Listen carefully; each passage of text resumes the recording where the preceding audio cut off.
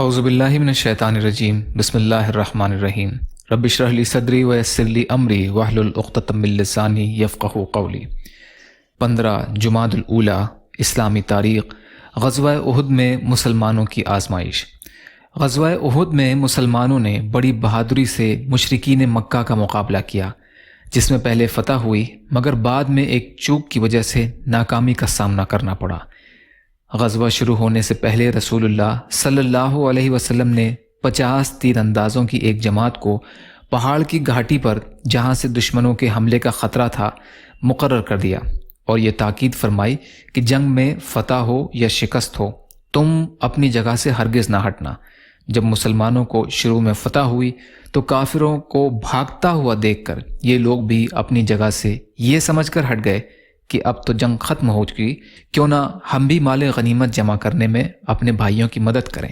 ان کے امیر حضرت عبداللہ بن زبیر رضی اللہ تعالی عنہ نے بار بار روکنے کی کوشش کی، لیکن انہوں نے فتح کی خوشی میں بات نہ سنی اور پہاڑ سے نیچے اتر آئے۔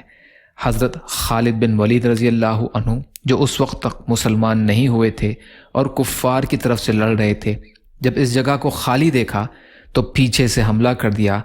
ادھر مسلمان بے فکر تھے، بالآخر بھاگتے ہوئے مشرکین پلٹ کر مسلمانوں پر ٹوٹ پڑے۔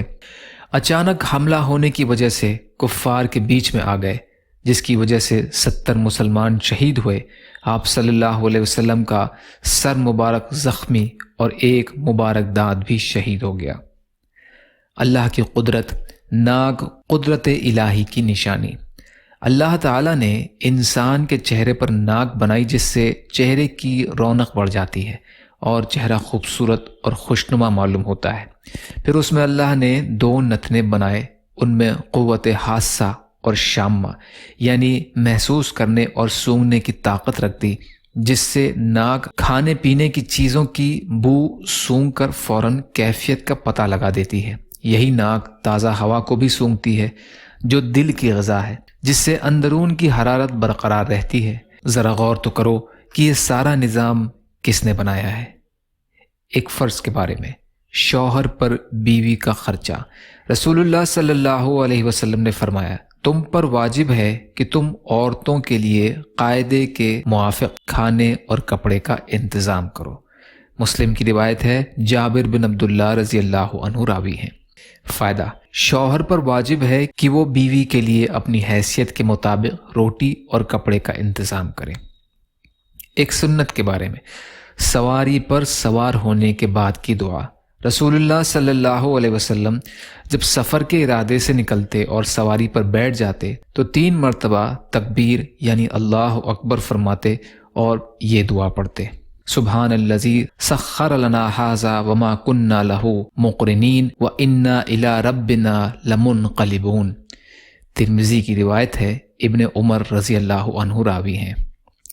ایک اہم عمل کی فضیلت، اللہ کے لیے محبت کا بدلہ۔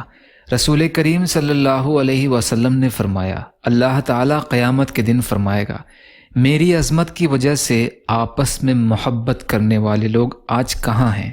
میں آج ان کو اپنے سائے میں جگا دوں گا، جب کہ میرے سائے کے علاوہ کوئی اور سایہ نہ ہوگا۔ مسلم کی روایت ہے، ابو ہریرہ رضی اللہ عنہ راوی ہیں۔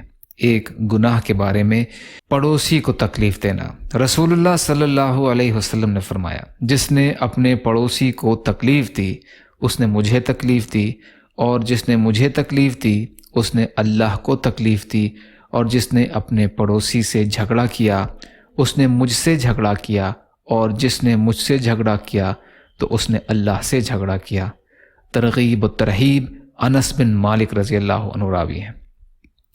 دنیا کے بارے میں، دنیا کی رغبت کا خوف۔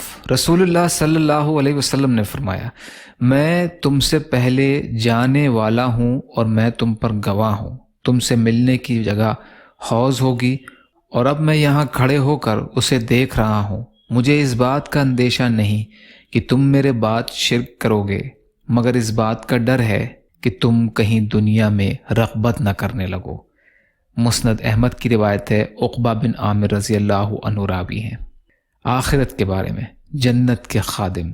قرآن میں اللہ فرماتے ہیں شراب کے جام لے کر جنت والوں کی خدمت میں ایسے لڑکے دوڑتے پھریں گے جو ہمیشہ لڑکے ہی رہیں گے، وہ اس قدر حسین اور خوبصورت ہیں کہ جب تم انہیں دیکھو گے تو ایسا محسوس ہوگا کہ وہ بکھرے ہوئے موتی ہیں۔